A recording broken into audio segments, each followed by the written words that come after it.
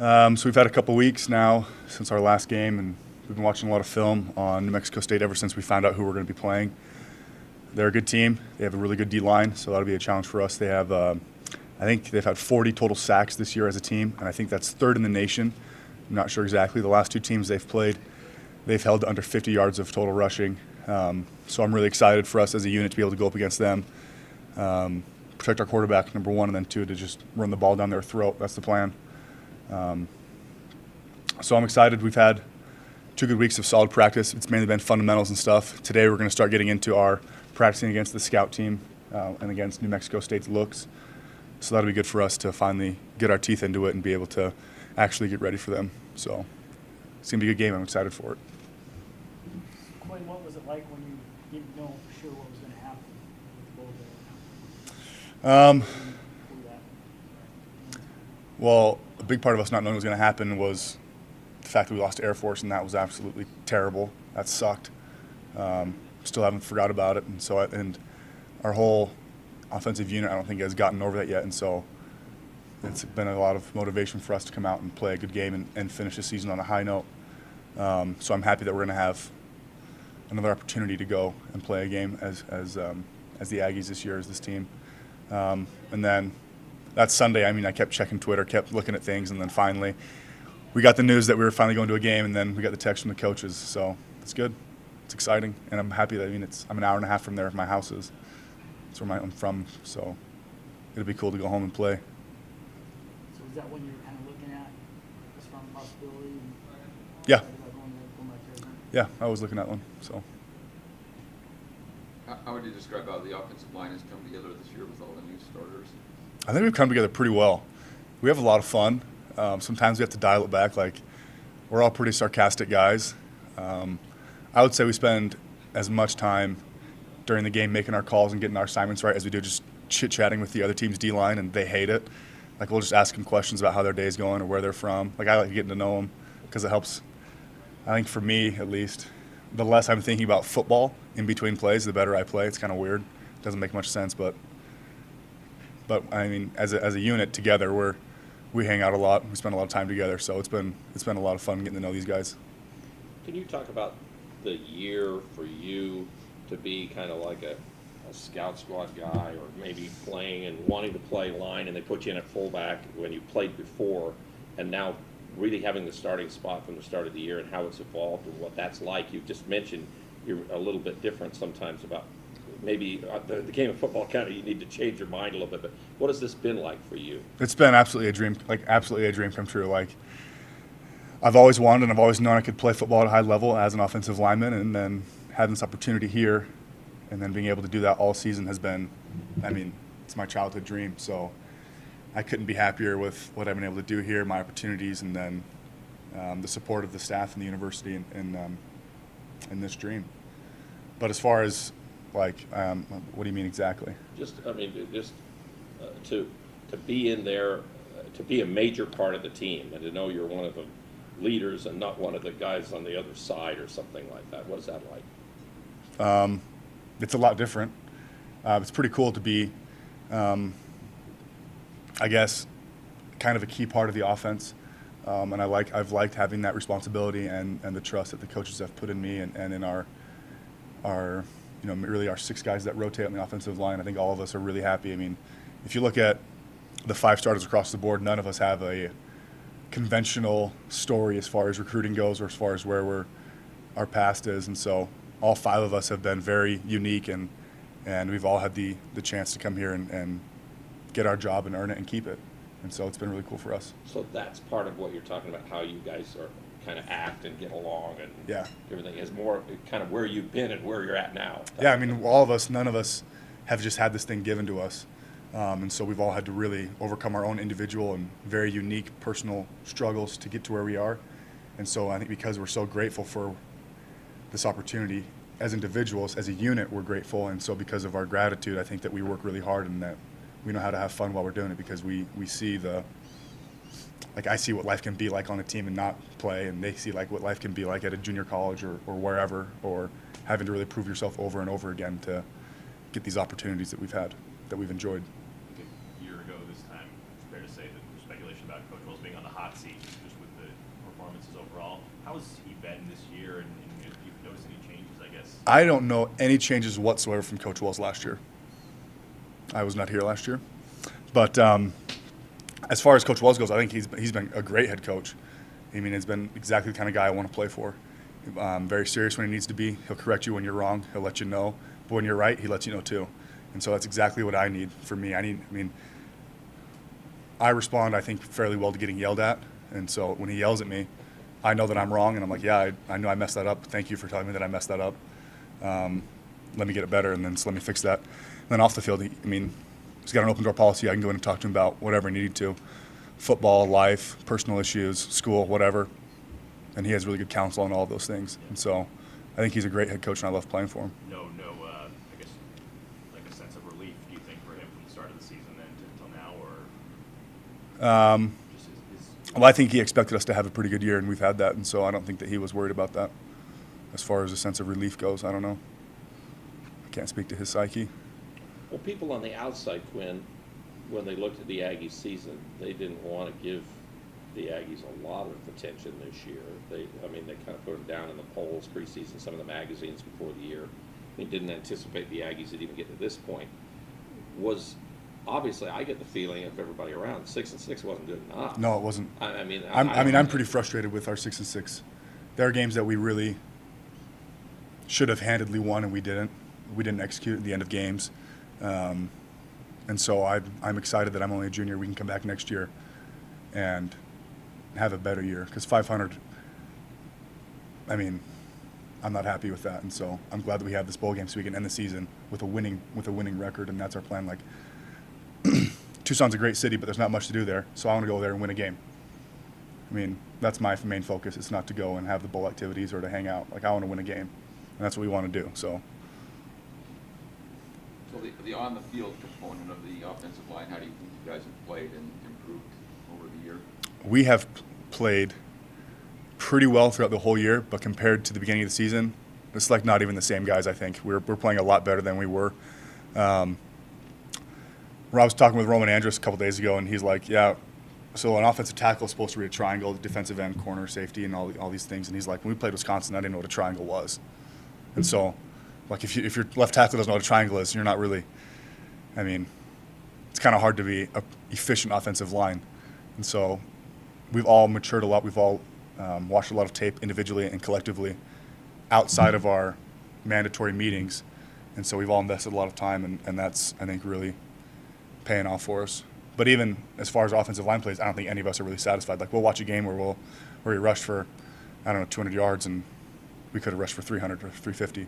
And so it's frustrating that way. Anything impress you with the way Jordan's been able to play in his opportunities so far? Jordan's impressed me tremendously with his ability to read the defense, make the right calls, get rid of the ball on time, know when to keep it, know when to give it to a running back. And then his ability to lead us has been really nice. And I also need to commend Kent Myers on his. He was a 4-year starter, right? And then his senior season, he loses that role. But he's been nothing but a great leader off the field and a great mentor to Jordan still. And so it hasn't been he hasn't had an insidious attitude or anything like that for our program, which has been absolutely what we needed. And so that quarterback room is doing a lot of good things right now as a unit. How beneficial is it to have these extra practices this bowl game for you as a line and for Jordan, as a young quarterback? It's like being your first game of the season. We have more time for this game than we've had for any other game, other than maybe Wisconsin. And so we've had time to, like these last 2 weeks, we've had time to come back, step back, and focus on pure fundamentals, right footwork, have your eyes right, have your hands right, and that allows us to just really get back into good habits we had at the beginning of the year. And then now, starting today, we've had our meetings about the New Mexico State defense, what they're going to do, what their personnel is like, how they play. And this afternoon we'll be able to go and actually use the fundamentals we've been working on these past 2 weeks in live situations against what we anticipate will be their defense. And so usually, you have a Monday helmet practice, a Tuesday, Wednesday work day where you're in shoulder pads and helmets and you're hitting people, and then Thursday it's another helmet practice, and then you're playing the game on Saturday. And so we're going to have 2 hard practices today, helmet on Wednesday, and then we're going to get ourselves ready to go in Arizona. Again, we're going to have practices there, and so we have a lot of time to get ready. So there's no reason why we shouldn't come out and just be fast, efficient, and smack them in the mouth. I'm the only person in the room who's seen you catch a pass live, so I get to ask a few more questions. Can you talk me through that play at Michigan State, first of all? Well, it was 4th and 1, and they called the package on which I was in, and I was the fullback on. It was the monster package, probably because I'm ugly, look like a monster. Not that I'm a great physical specimen, but. So we went out there, and Taysom called the play, and I just thought to myself, really, this is the plan. Because I was the primary target on that play, and so I thought, okay, if this is what we're going to do, this is what we're going to do. So I ran out there and got open, Taysom threw the ball, got 2 yards. So 1 target, 1 reception, 2 yards and a first down, I'll take it. And then he ran it in the next play for a touchdown. I'm excited to go back there and play in East Lansing next year. That'll be fun. So hopefully we'll go 2 for 2. Did you get any snaps on the offensive line at BYU? I did, yeah. So I played in 2 games at BYU at offensive line. So literally what jersey number would you wear during the game while you're standing there? So I would dress all week. I'd practice in number 55 because I was still backed up Tijon, who had a great year this year, 2nd-team All-American. I mean, great player. So I backed up Tijon Karoma, and I'd practice all week in number 55. And then on game day, I would dress in number 44 for this monster package. And when I had to go in at center, I was wearing number 44 on the sideline. They took 55 to every game, and they had it in a chest on the sideline. And so if Tijon went down or whatever happened, we'd have time to call a timeout. I'd take 44 off and throw 55 on, and that's what we had to do twice. So those are pretty tight jerseys. And so it was kind of a spectacle having 4 guys rip it off me and then pull it back on the other one on. So, yeah. Could you count up how many snaps you got at fullback that year? I don't know, 40, 45, maybe.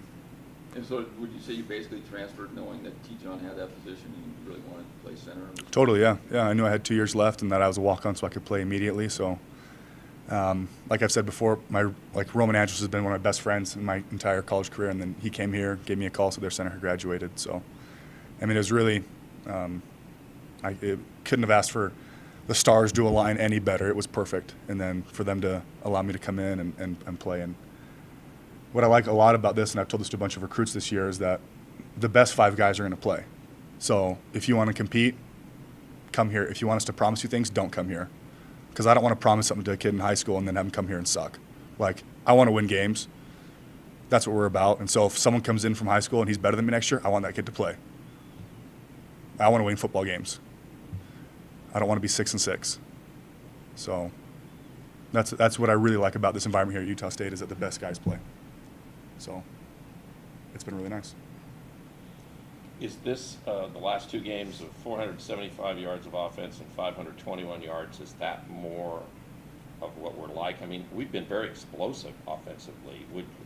Can we be a ball control offense to just move the ball down the field? We've been so explosive in these last 2 games. Yeah, I think we can. I think if you look at the last drive at UNLV, I mean, it was 18 plays, and we went, 3 yards, 4 yards, 5 yards, 8 yards. So we can control the ball and run on them. The best thing for us is that, though we're a big, fat offensive line, we can run 10 plays in a row, and we'll be fine, and they got to sub the defense out. And so I think that's our best asset, is our desire to stay on the field as individuals and complete drives. And is these last 2 games, is this the best the offense has been all year, you think, as far as what you've been Well, able if the to best our offense has been all year is at Air Force and we lost the game, I want to say no. Okay. Because we needed to score more points, and we had opportunities to do that, and so we didn't capitalize. But, yeah, we've been playing well as of late, and hopefully that continues, and we have our best game of the year, and we win against New Mexico State.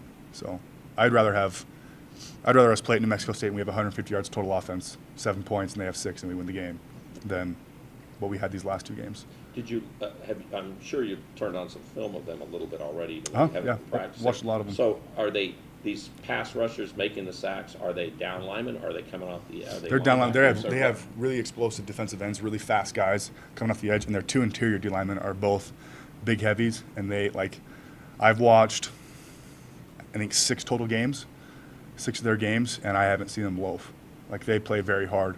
I guess it's kind of an Aggie thing, just playing hard as a O-line, D-line, and so it'll be a good game. It'll be a good game as far as that goes. But yeah, their DNs make a lot of sacks, and they're good players. And then they also bring pressure, and I mean, you'll get sacks off pressures too. But I hope they do. I don't hope they get sacks, but I hope they bring pressures because we'll crease them in the run game. So we watch a lot of stuff. We have a really good game plan. I'm really excited. Like, that's going to be fun. Did you get any snaps in the bowl game last year? I did not, no. So I've been to 3 bowl games and I've played in 0. So hopefully I'll take all the snaps except maybe the fourth quarter after we run it up on them. You So ever played on that field? I haven't played on that field. I've played lacrosse games in Tucson, but never football in Tucson. So it'll be fun.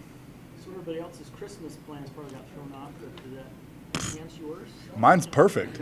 I fly home on Wednesday and I'll have a regular week at home, have some workouts, eat some good food, and then Christmas Day I'll wake up, have a regular Christmas. My niece will be there. She's, I think, 2, so that'll be fun.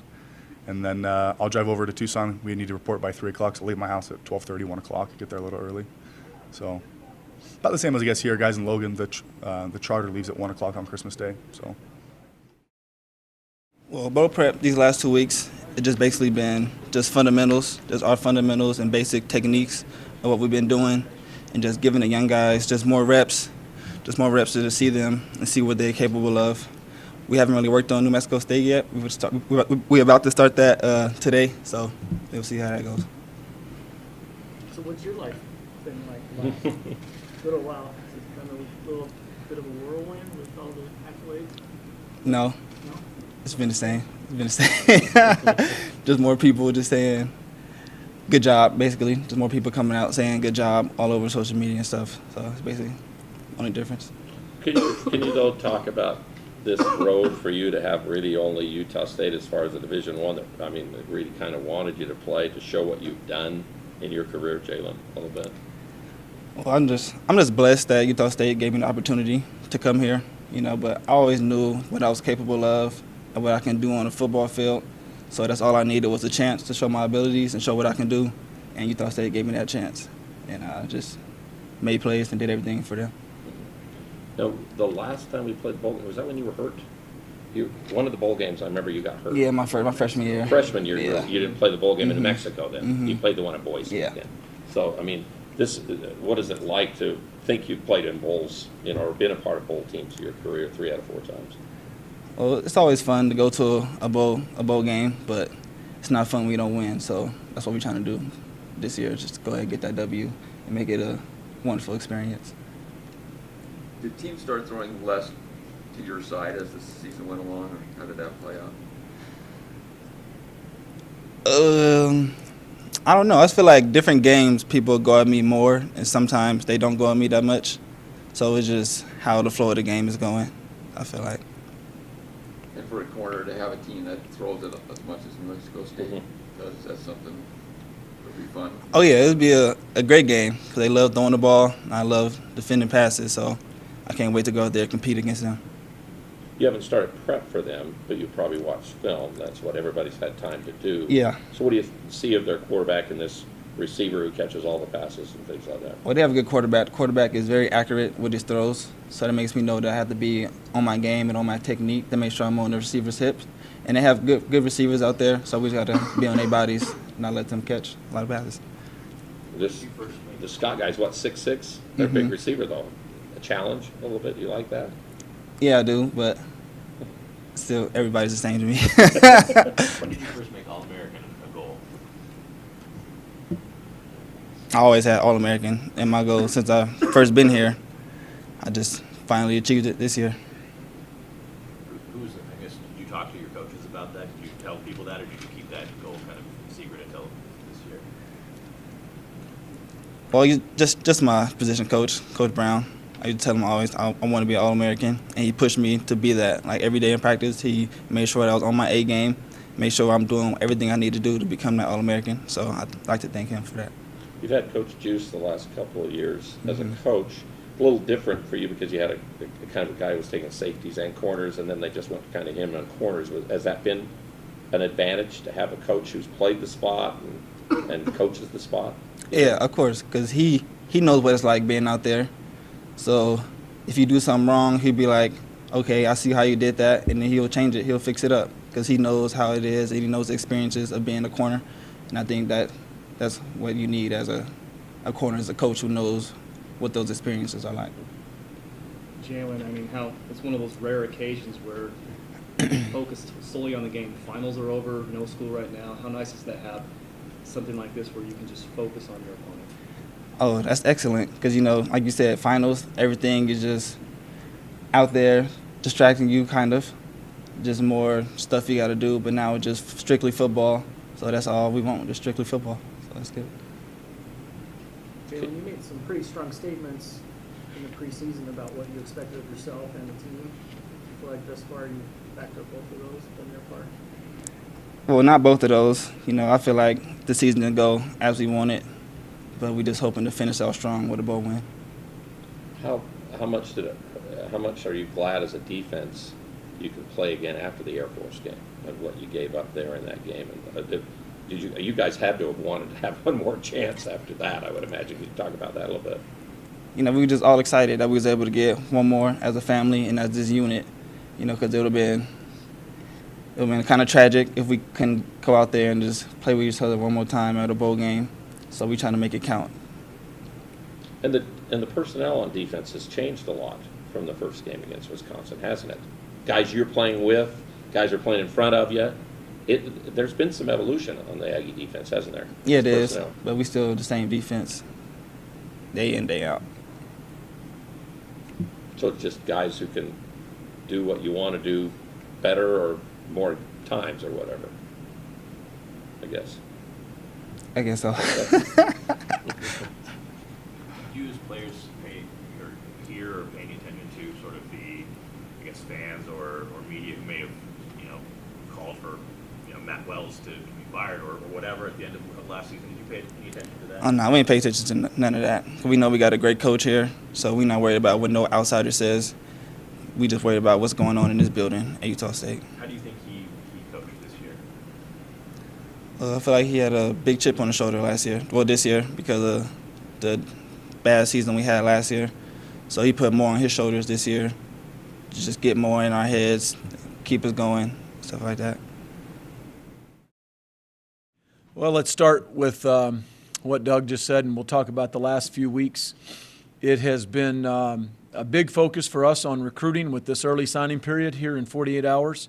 And so we have been in more homes and more guys on official visits than we've ever had, and have so far gotten, which is like 3 laps in a mile relay, we've gotten very good results. We got to finish the last lap here in 48 hours, and I get all that, but it's been that. We've had a few bowl practices on the weekends. Last week we went 3 times, so we've got a total of 7 in, and those have been very short, fast, up-tempo, high intensity, just quick practices that have 2 focuses. Number one, the continued development and keeping our guys sharp, so we did a lot of good on good. And then we also focused a lot on our youth, on our young guys, and so gave them a lot of reps. Today begins really our bowl prep for New Mexico State. We got 3 straight days. Cut these kids loose a little bit for a Christmas break, and then we will reconvene on Christmas Day down in Tucson, where we kind of go through round 2 of the bowl prep and the preparation for New Mexico State, which is a very good team. The more I've watched them over the last 3 weeks, Doug Martin has done a very, very nice job to get them in a bowl game. I know it's been a long time since the Aggies played in the Sun Bowl.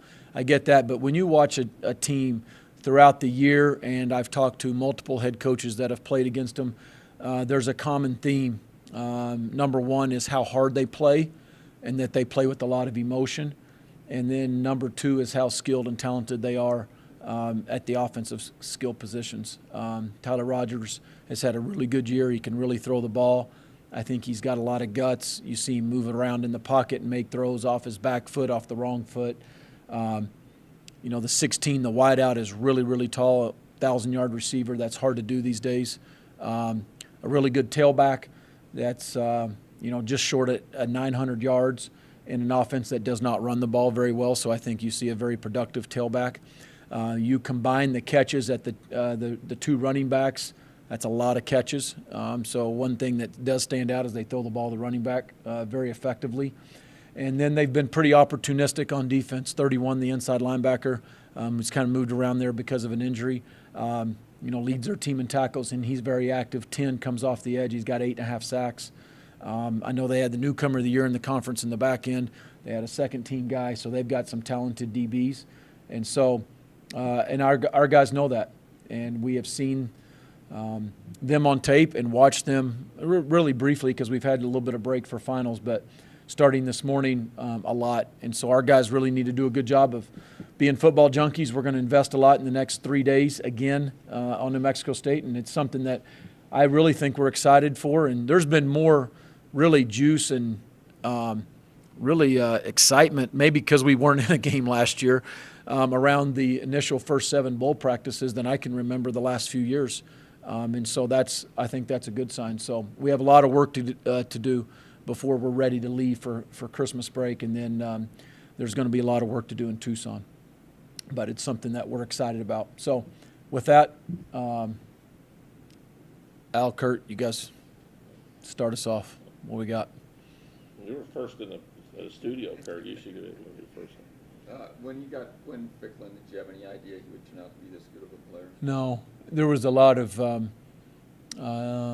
no, I didn't. I mean, when a young man played obviously very sparingly, and he played a little bit more at fullback, and you were going to move him to center, I don't think anybody in their right mind, including maybe even him, knew that how well he would play, how quickly he would play, and how quick he would develop into a tremendous leader. And it was very evident about halfway through March that we had found our starting center. Well, just on that topic, you really, if you want, you could, unless injuries would have happened, you would have started the same 5 guys from the first game to now on the offensive line, I think, for the most part, the guys who played there, haven't they? Right from the start, unless there was an injury? Right. And that group, I think you feel like, has played well, but made progressive steps. You really have. Right? You know, I think you can also draw a close parallel, I think is the right words, to their really improvement over the last half of the season. And it kind of coincides a little bit with Jordan. When Jordan came in and I think started playing well, our offense started playing better, and those guys played well. We all have investment in this, all starting with me, the coaching staff, the offensive players played, very average most of the month of October and resulted in just very average offensive games in October when we really needed them the most. But I'm very proud of the offensive line development. I think a lot of credit needs to go to Steve Farmer. You got 5 brand new starters. You got one that came as a walk-on. We talked about Quinn Ficklin and earned a scholarship. You got one that came from junior college and was a D lineman to move over. You got one that was coming off a redshirt year. He was the only one here last year, and Sean Taylor. Moroni didn't get here until June from junior college. And then Rob Castaneda, it was, a new addition in January. And to put all 5 of those together and then mix in a senior, Preston Brooksby, mix in a redshirt freshman, Dimitri Kaliafua, and then Ty Shaw. Really, those have been the 8 guys, and those 3 guys that I just mentioned at the end have rotated a good amount into that line. And to keep the continuity, I think it's a credit to those young men as well as Coach Farmer. In this game, is it fair to say this is 2 pretty explosive offensive teams I think against each other? I think they both have the potential to be.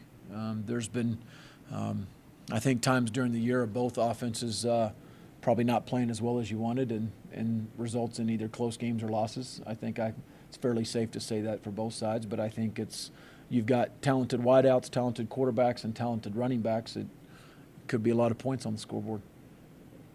Were Jordan and Kent relatively close? I mean, early in the year, and then, Jordan kind of was able to get some separation later on, or how did he actually No, as the season went on? I think Kent was absolutely ahead of Jordan at the beginning of the year, and to kind of go back through it, Jordan got his extensive playing time in the Wake Forest game, and played well enough to continue to, I think, to merit playing a series in the next few weeks, and played well enough in the Wyoming game that I thought he merited the start against Vegas. So I tell you what, both those young men, I love them both. They have handled it both like pros, and I have a tremendous amount of respect for Kent Myers, knowing, because I personally have gone through a situation similar. Ken is a way better player than I was. That's not even in question. I'm not trying to be funny. I mean that sincerely. He's a very good player. He handled it like a pro. I have a tremendous amount of respect for him, and he's been a great teammate to Jordan in a situation that is tough. These practices, obviously you want to win the bowl game, but do these practices maybe parlay into better success for Jordan going forward? I mean, I would hope so. Yeah, I would hope so. It's a great question. And I think if you look at it like this, we've had 7 what I call bowl prep practices, and then we're going to get 6 in a couple walkthroughs that are absolutely all focused right at New Mexico State. You look at it from that standpoint, you could argue that it's almost a half of a spring ball. It's almost a 15 practices were allowed in spring ball. You've got 7, albeit they were shorter practices, and albeit the next 6 are going to be more geared to New Mexico State. But not only a guy like Jordan Love, but you got young guys that are playing bigger roles on defense, and I'll name some: Micah Mongole, oh my goodness, number 9, whatever his name is, David Woodward. You've got some young D linemen. I mean, Devon Anderson has really started playing well in November. He's a sophomore. I know I'm leaving other guys out. Jamarcus Ingram, okay, kind of had a spell in there where we were playing Cam Haney a whole lot more. Jamarcus played better at the end of the year. For Cam Haney and Jamarcus to get more reps, Deontay Fortenberry at corner, guess what? Those guys are going to be in a major competition to see who's going to replace Jalen Davis in the spring.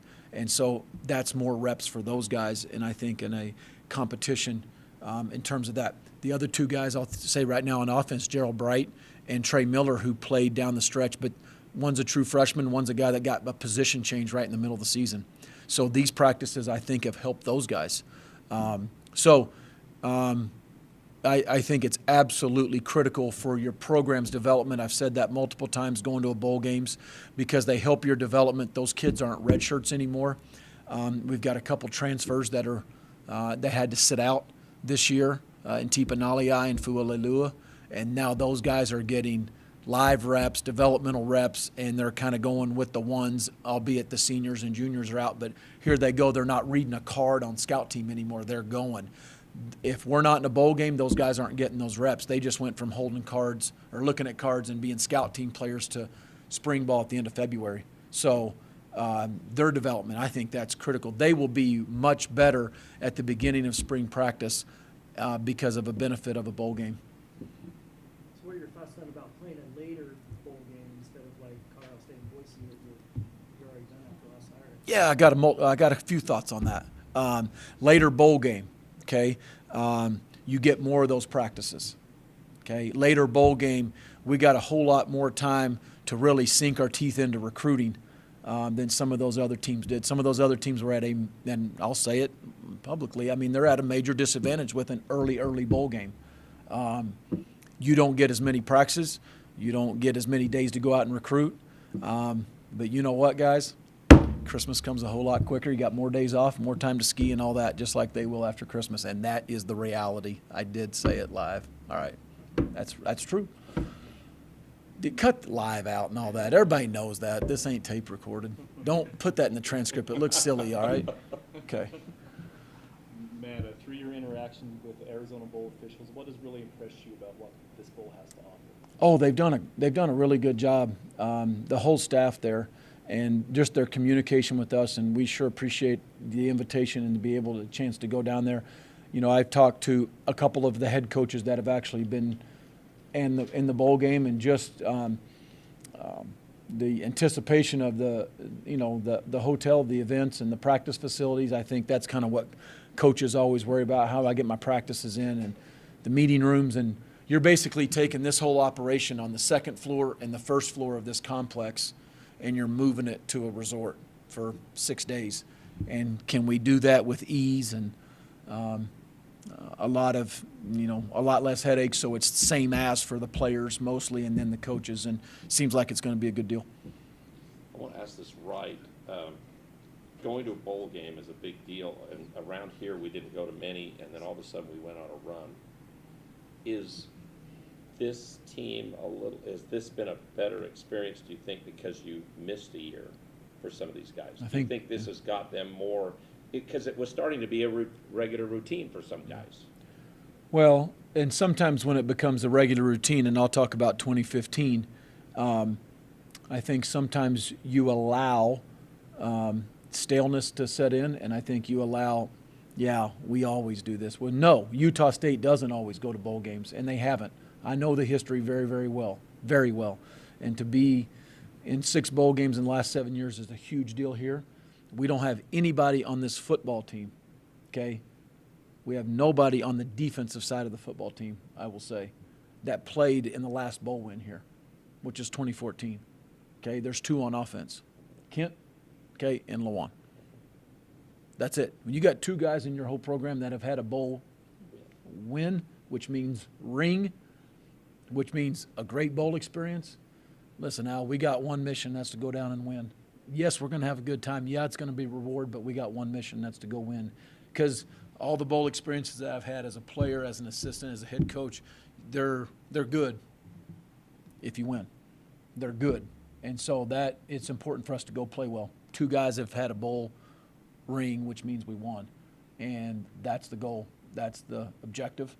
And I think that's probably carried to a very upbeat, very positive, very energetic practices. And I think you'll see a Utah State team that's very excited to be there.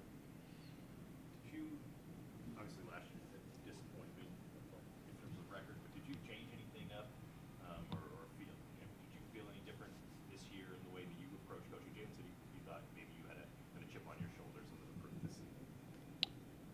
Yeah, I mean, I think we've gone over this before a little bit, but I mean, you make changes. You look at everything. We comb through everything, A to Z in this program, how we develop, how we recruit, how we coach, the schemes, the people doing the systems. Made a couple changes in terms of the people doing them. Brought a couple new people in. We changed a little bit, I think, of the way I hate saying change, that sounds like completely, but we tweaked how we practice a little bit. Ramped up the competition, ramped it up to another level in training camp. The results are good. The results are not what we want. I don't want to be 6-6. I want to compete for a Mountain West championship the last week in November. We didn't do that this year. We didn't play well in the stretch in October. We lose the Colorado State game, and we give up a lead in the 4th quarter and get beat by Wyoming, and that's still, as you can tell, and we can't find a way to win at the end of the Air Force game. That still sits bad with me. Are we there? No. Are we closer? Yes. Am I pretty fired up going in this off season? More than I've ever been. Did I have a chip on my shoulder? Absolutely. And if you don't have a chip on your shoulder, an edge or something that can get you going, you're dead in this profession and at this level. And I think our players did too, though. That's the most important thing is they did. They had a resolve not to miss a bowl game. And that was big for our players. And when you have a player-led program, not a player-run program, a player-led program, you can have good years, and that's what we've had. We've had a good year. It's not been a great year. Okay, it's been a good year, and it can finish really good. And I mean, we've played the 4th highest amount of Division I first-year starters in Division I as anybody.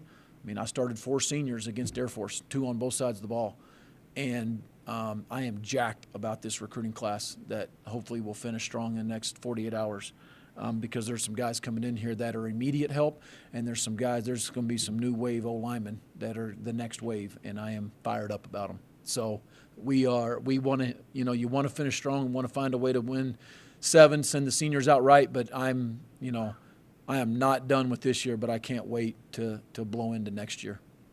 Along those lines, the media sometimes tends to think of a bowl game as the first game of next season more than coaches do, but you have so many returning players. Yep. Do you almost Yeah. subscribe to that. I can see it both ways because when you have 18 out of 22 starters coming back, and you've got a kicker and a punter coming back, and then you've taken 2 transfers that are going to become eligible in this recruiting class. I'm really excited about next year, and so you do look to the bowl game as a start. But the biggest thing is that we finish strong, and everything's been about finishing finals, finishing school, making the right choices off the field, finishing in life. And so it is, I still have the seniors, and we want to finish good for them. So for this bowl game, probably more than any of the other ones because of the returning, we're going to have over 50 lettermen back, right? It's the most we've had in a long time. Yeah, it's easier to say that. I don't think ever since I've been the head coach it's always been the high 30s or low 40s, and now we're at 50-something. Yeah, I think you can look at it as a step in the right direction. The first game, leading into spring ball and all that, but because that's exciting. One thing, a lot of us who've watched the teams for all the years, there's a constant that's helped this team, and it's been special teams. Yeah. You've had erratic offense and defensive games, but that's been a real area that has helped this team game in and game out. Yeah, it really has. I think Mark Tomerdal's done a great job. I've said that in this setting quite a bit. He's deserving of a lot of that credit, but so is our players. We play our best players on special teams. That's always been our philosophy. That's something that never changed. When maybe we're playing too many guys on too many reps on special teams, too many starters, and that hasn't been the case. You got Jalen Davis, covering the receiver on punt return every single time. You got Dallin Levitt and Gage Ferguson covering punts every rep. And it's been no different from the Vigil brothers to Fackrell to Willie Davis to Bobby Wagner. Those guys all played teams here, and it's helped them in the NFL. And the access to the best players helps Mark. And but our players have bought in. Some guys have given some special efforts all year. DJ Nelson would be the first one I would say. He's been a berserker in every team, and we do so much. We are so complicated on punt return. It's sick. I would hate to break us down, and I would hate to try to find tendencies because there is none. And DJ's an extension of Coach Tomerdal on the field. Baron Gajkowski he plays a ton of snaps. Woodward, Louis Compton, Aaron Vaughns. Our starting slot receiver now. He's running down a kickoff. He's 160 pounds, and he's just blowing things up. And there's a lot of those guys. And then, did anybody think we'd ever talk about Dominic Eberle, the way he played? And the guy's never kicked off in a game, and he's kicked over 53% kicks out of the end zone. Doesn't have any out of bounds. To say I think he would do that kicking off, I didn't think so. And the consistency that he's shown, and Aaron's had a good year and looking to have a great year next year. And I think the special teams and all the punt blocks, and they've kept us in some games, and I'm not sure they won some games. And the fake against Wyoming, gave us momentum and all that. So it's been a good year on special teams. There really have been quite a few parallels between you and New Mexico State, and they won 3 games last year. You won 3 games, the same conference record. You were clearly motivated to get back to a bowl. They wanted this is their last year in the Sun Belt. They wanted to have a good year. So how much do those parallels add to the intrigue of this game? Just for y'all. Our players don't care about any of that stuff, really. They know what their record is, and our players flip on the tape, and they're a good team, so we respect our opponent and respect what they do. They're very good in special teams as well. They've done some really good stuff. So our players don't look at conference records and last year's records, as well as nicknames being the same. Go ahead. Jalen's career here, anything, whether it's special game or practice habits or anything that stands out to you that made him obviously such a great player?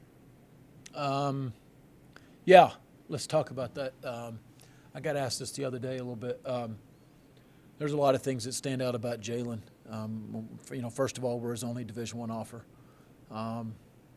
I remember calling his dad the 3rd week of August and saying, Virtus, you need to buy a plane ticket to Knoxville.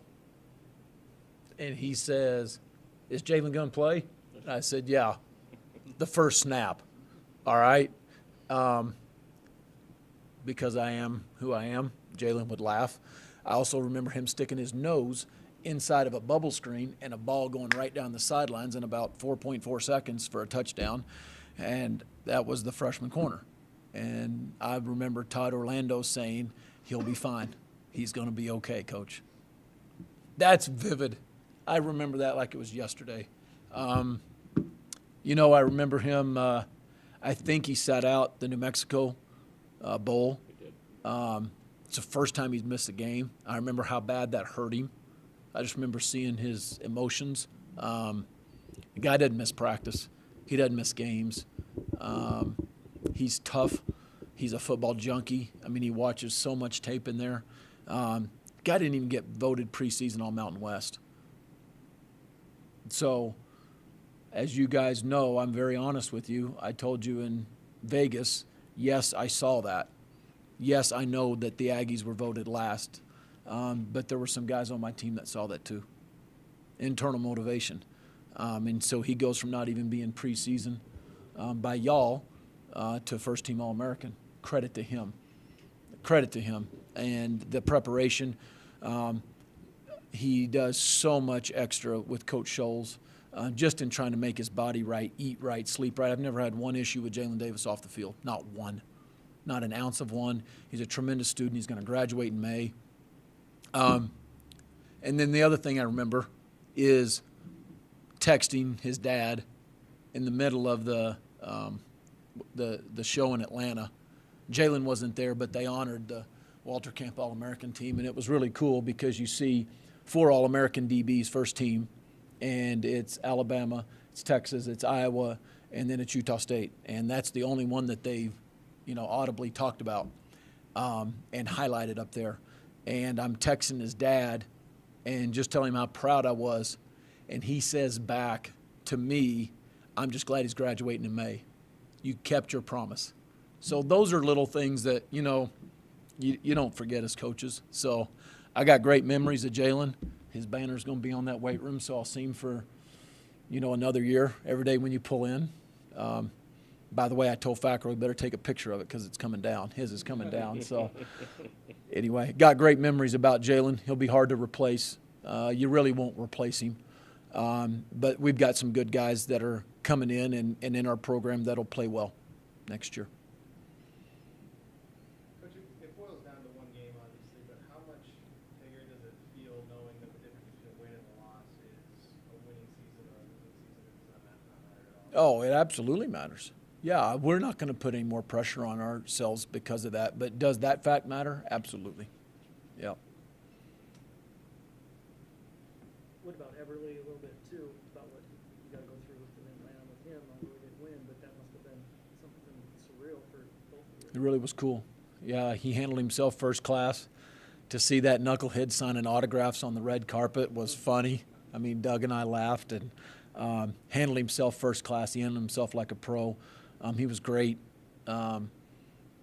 He was gracious in defeat. He's a good sportsman, but he's not a sore loser. But I'm going to tell you what, we shared a private conversation about 5 minutes after that, and I think he's motivated for next year.